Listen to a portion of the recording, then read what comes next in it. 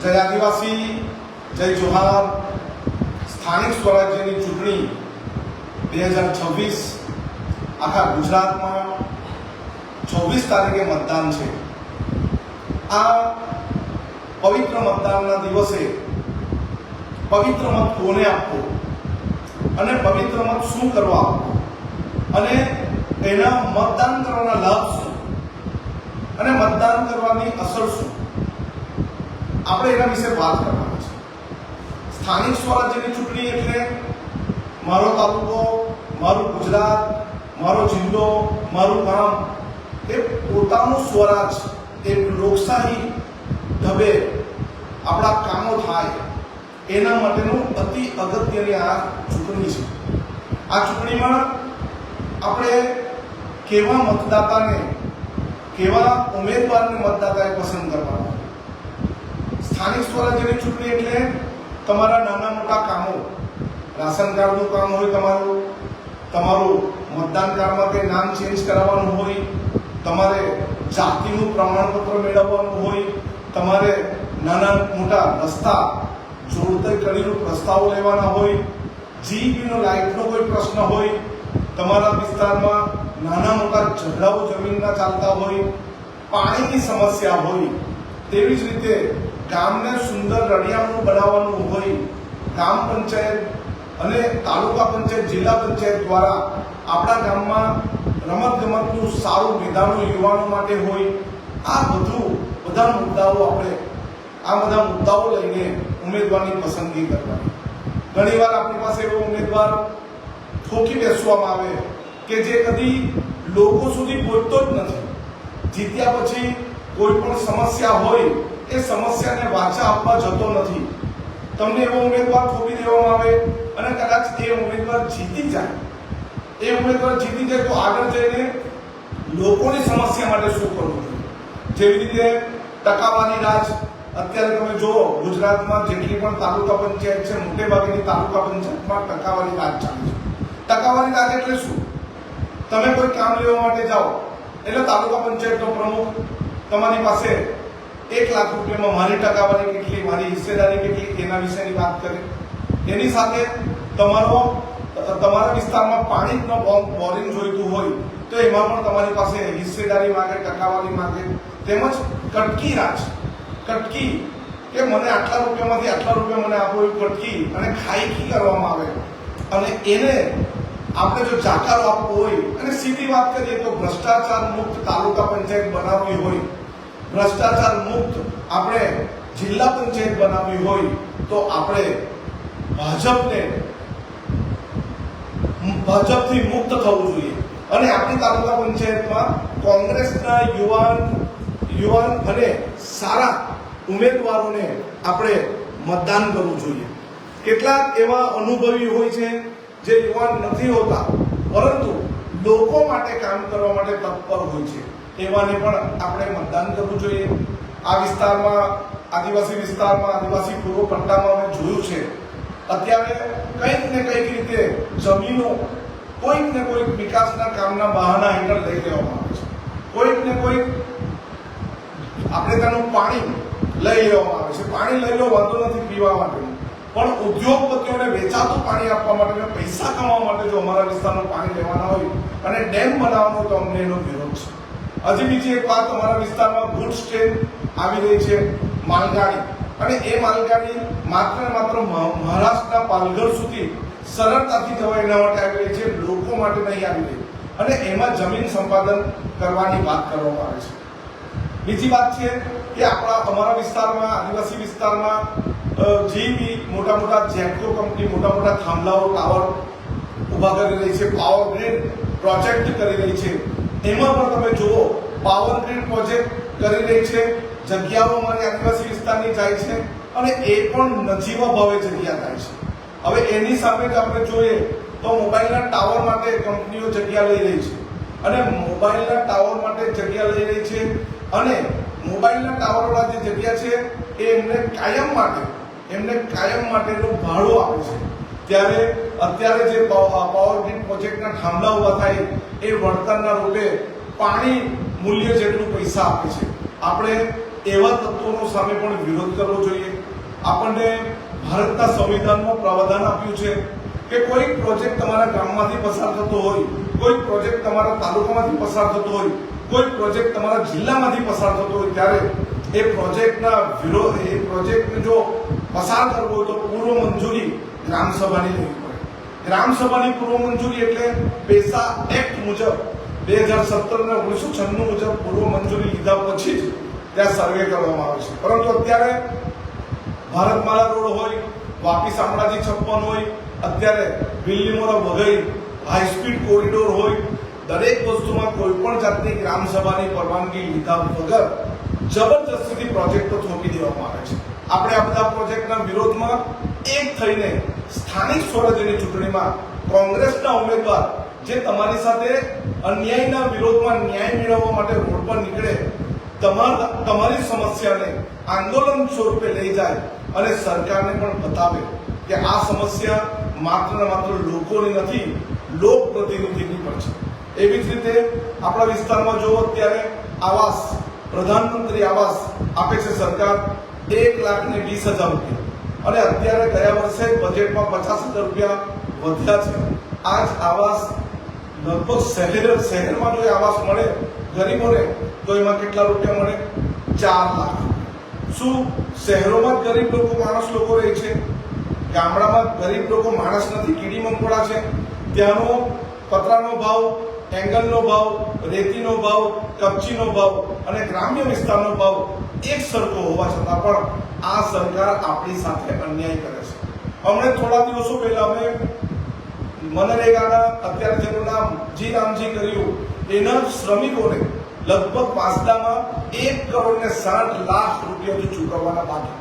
આખા ગુજરાતમાં શ્રમિકોના પૈસા ચૂકવવાના બાકી, સાથે જીઆરએસ જે કામ કરી રહ્યા છે એના પૈસા ચૂકવવાના બાકી, ટેકનિકલ સ્ટાફ જે વર્ષોથી કામ કરી રહ્યો છે 5 મહિનાથી પગાર એમનો બાકી છે.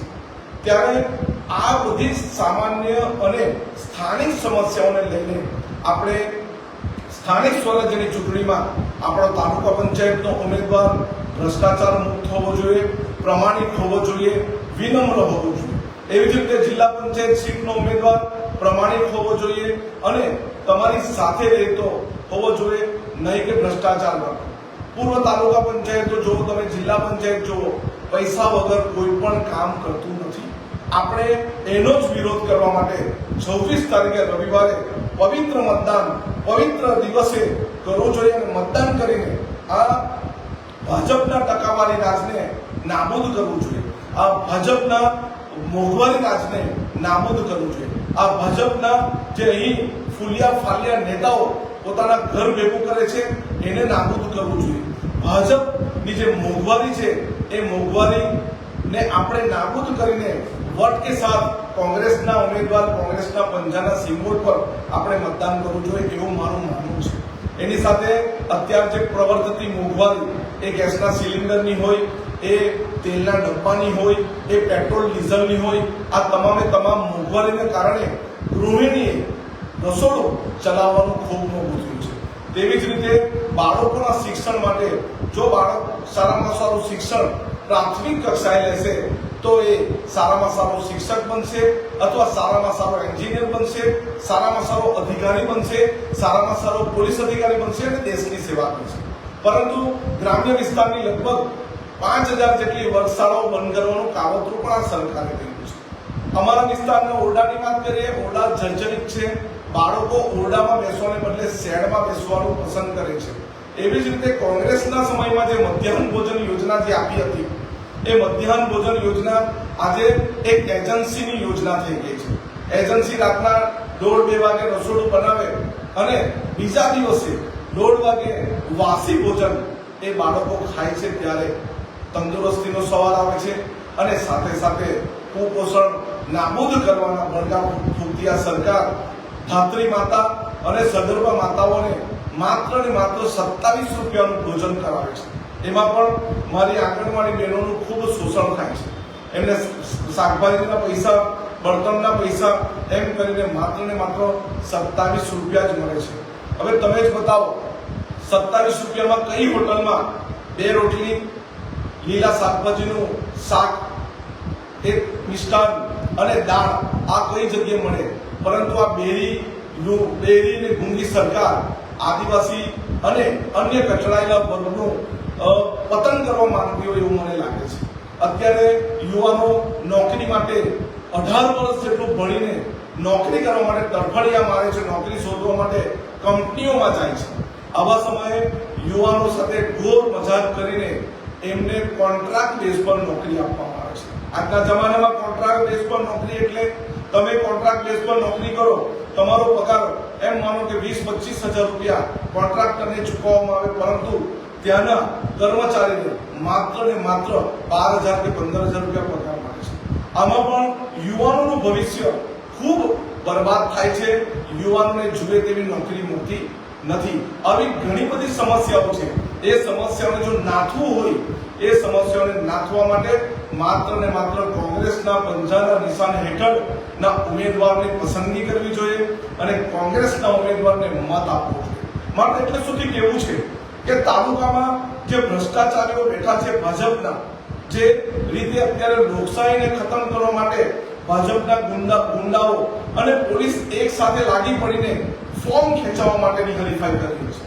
મને એવું લાગે ભારતના સંવિધાનમાં આર્ટિકલ નંબર જે છે તેના પ્રમાણે જોવા જઈએ તો ભારતમાં જન્મેલો અને 18 વર્ષ પૂરા કરેલો કોઈ પણ નાગરિકને મતદાન કરવાનો અધિકાર છે.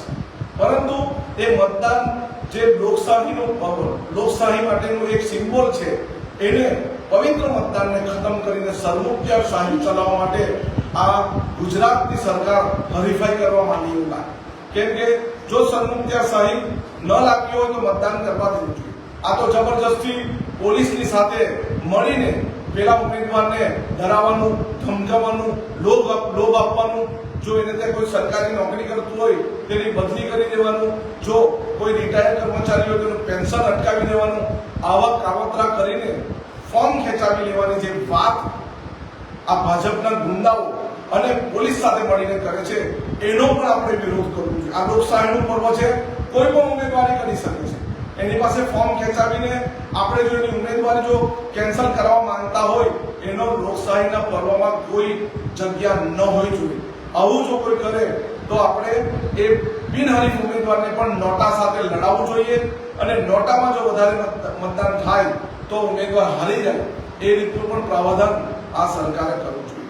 અત્યારે ભાજપના લોકો પૈસાના જોરે અને એની સાથે સાથે ધાક ધમકીના જોરે જે ચૂંટણી લડાવે છે, તે ચૂંટણીમાં આપણે સમજદાર લોકોએ તેમજ આપણે જે અન્યાયની સામે લડીએ છીએ, ન્યાય મેળવવા માટે એ બધા લોકોએ એક સાથે થવું જોઈએ અને એક સાથે થઈને પવિત્ર મતદાનના દિવસે પવિત્ર મતદાન કરવું જોઈએ અને કોંગ્રેસના સિમ્બોલ પર જેટલા પણ ઉમેદવારો લડે છે એમને તાલુકા પંચાયત જીતાડવી જોઈએ અને તાલુકા પંચાયતમાં ગાંધીરાજ જેવું સુશાસન લાવવું જોઈએ. એવી જ રીતે જિલ્લા પંચાયતમાં પણ ગાંધીરાજ જેવું સુશાસન આપણે લાવવું છે. યુવાનો માટે, બહેનો માટે શિક્ષણની ભૂખ જે બાળકોમાં છે, એ બાળકો માટે સરકારી કર્મચારી જેને અત્યારે સરકાર નવા કામો આપીને કચડી રહી છે, એ સરકારી કર્મચારીઓ માટે, આશા વર્કરો માટે, આંગણવાડી વર્કરો માટે, પોલીસના કર્મચારીઓ જે છે અત્યારે એ જીઆરડીના કર્મચારી હોય કે બીજા કર્મચારી હોય, એમને ફૂલ પગાર મળે એના માટે પણ કરવું જોઈએ. આપણે ત્યાં શ્રમયોગી છે, બધા નરેગાના જેટલા બી શ્રમિકો એમને ન્યાય અપાવવા માટે આ 26 તારીખે સવારે 7 વાગે મતદાન કરવું જોઈએ. 7 થી 6 વાગ્યા સુધી મતદાન કરવું જોઈએ. ખૂબ ગરમી છે એટલે સવારે જેટલું મતદાન મથક પર જેટલા લોકોથી જવાય એમણે જવું જોઈએ. એટલે ગરમીના તાપથી બચીને મતદાન કરવું જોઈએ એવી મારી અપીલ છે. મને વિશ્વાસ છે કે તમે જેટલા પણ મને સાંભળી રહ્યા છો એ બધા જ પોતાના વિસ્તારના સ્થાનિક ઉમેદવાર જે કોંગ્રેસ પક્ષના નિશાન હેઠળ લડી રહ્યા છે એને મતદાન કરવું જોઈએ અને એને જંગી બહુમતીથી જીતાડવો જોઈએ. અમે હર હંમેશા લોકોની સાથે છે. જ્યારે પણ જેની સાથે અન્યાય થાય તેને ન્યાય અપાવવા માટે છેલ્લા શ્વાસ સુધી અમે લડવાની ખાતરી આપીએ છીએ.